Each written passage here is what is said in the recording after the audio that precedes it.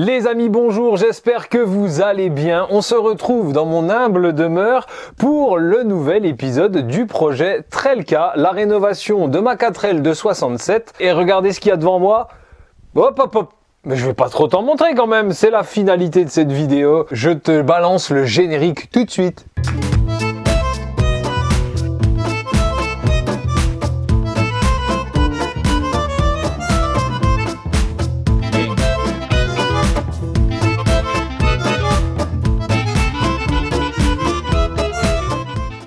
Commençons par le commencement. Oui, merci Clément. C'est-à-dire le démontage du demi-train avant.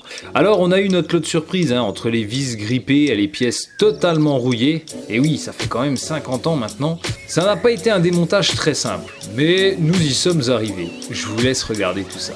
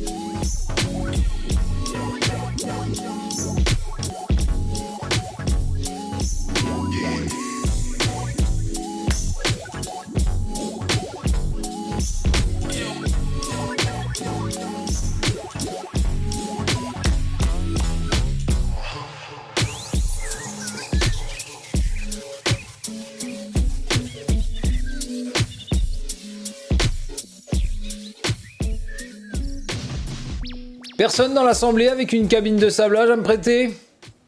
Répondez pas tous à la fois surtout, Bon plus qu'à mettre la brosse métallique sur la perceuse,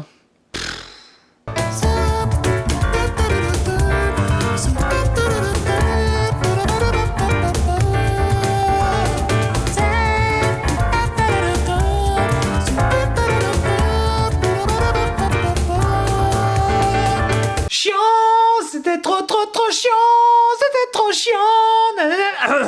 Pardon. Bon ça y est, c'est décapé maintenant. C'est bon, revenez. Attardons-nous sur le bras supérieur, car il m'a donné du fil à retordre. On va presser les cils en bloc dans un premier temps, et ensuite on parlera de cette fichue rotule.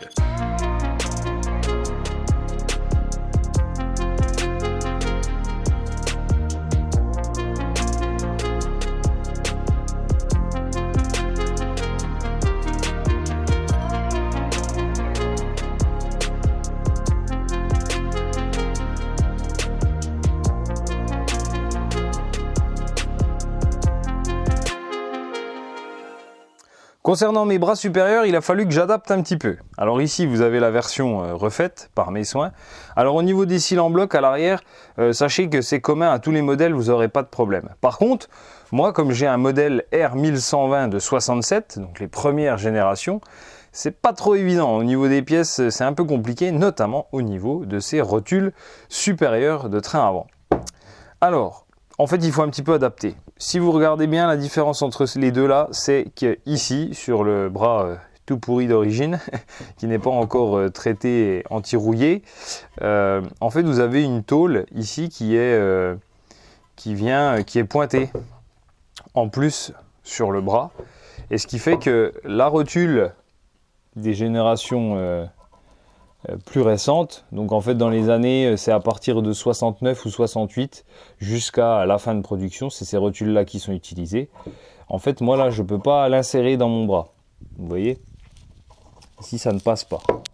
Alors que quand on retire cette petite tôle, ici dans mon bras, qui a déjà été fait, on peut l'insérer et on peut voir que au niveau des anthrax, on est bon.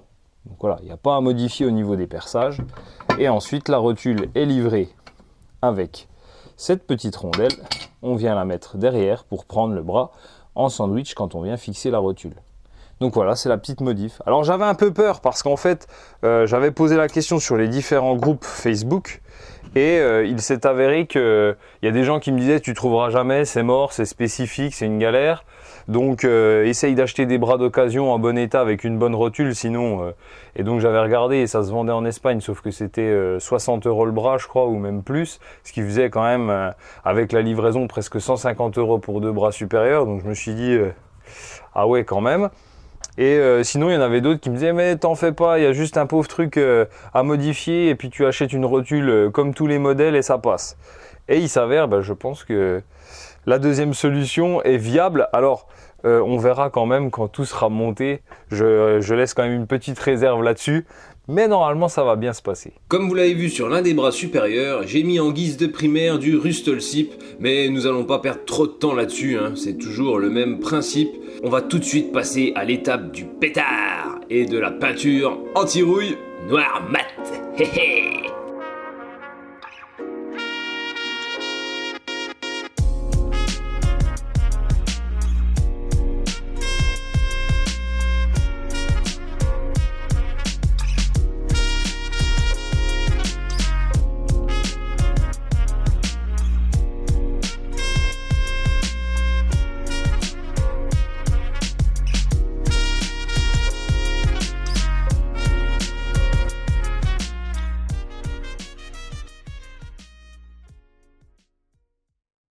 Waouh, waouh, waouh!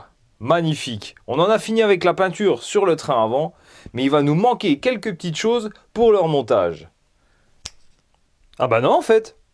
Mais il y a tout ce qu'il faut! Ouh là là, par contre, va falloir tout détailler là, parce que j'ai rien compris à ce qui se passe. Qu'est-ce que c'est que tout ça?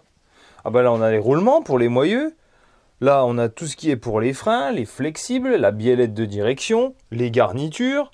Après on a de la rotule inférieure, les suspensions avant, tout le kit de cils en bloc et les petites pattes de maintien pour la barre stable, encore du frein, les ressorts, etc. Et tout pareil de l'autre côté. Waouh, waouh, waouh! Mais on a tout pour remonter. Oula, on va se mettre au travail sans plus attendre. Let's go!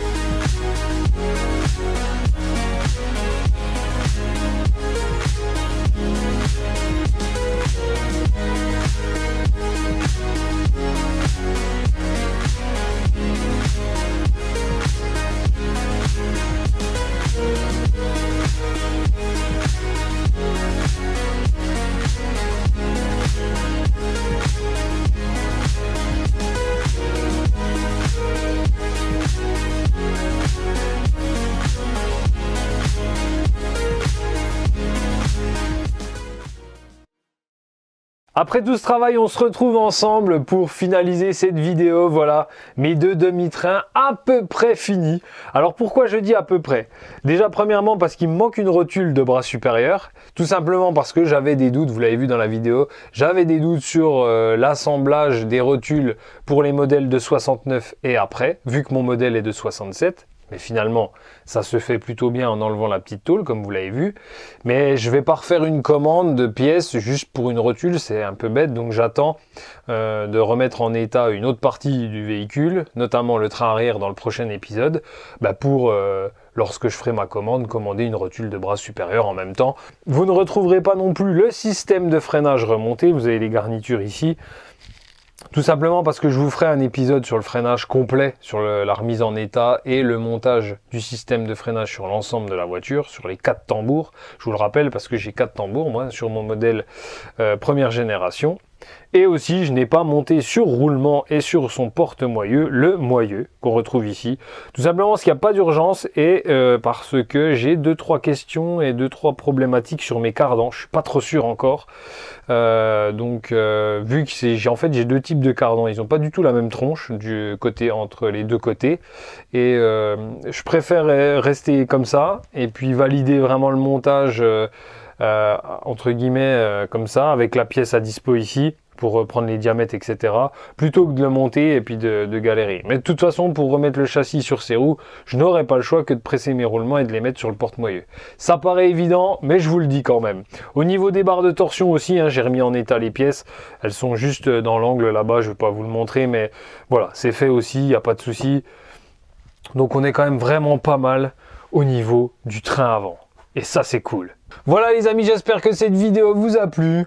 Donc on a quand même pas mal avancé, même si je pense que vous trouvez que ça n'avance pas assez vite. Je veux bien le comprendre que c'est très frustrant. C'est moi le premier concerné. J'aimerais que ça avance plus vite, mais comme vous le savez, ça reste sur le temps libre. Et donc il y a des choses bien plus importantes avant, malheureusement, cette petite 4L.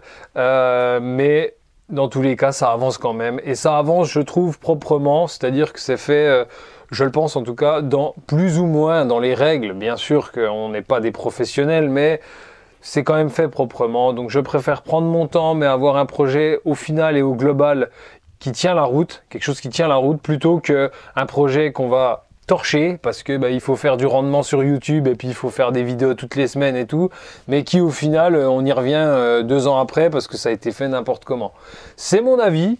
Voilà, je pense que c'est la meilleure chose à faire, mais je peux comprendre que vous ne partagiez pas cet avis. En tout cas, je vous fais des bises, n'hésitez pas à liker, partager, commenter la vidéo, c'est super important pour la chaîne.